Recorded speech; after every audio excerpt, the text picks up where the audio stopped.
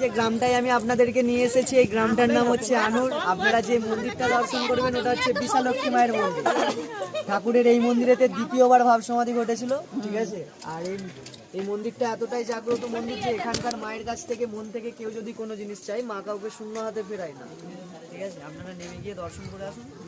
আমরা রামকৃষ্ণ দেবের অষ্টসপ্ত নাম আছে না, ঠান্ডা লাগছে কি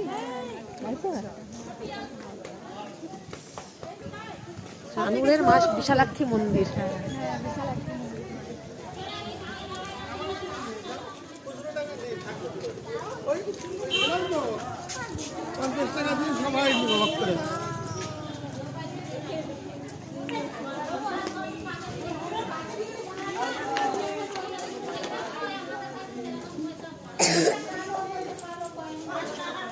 अंदर जाते हैं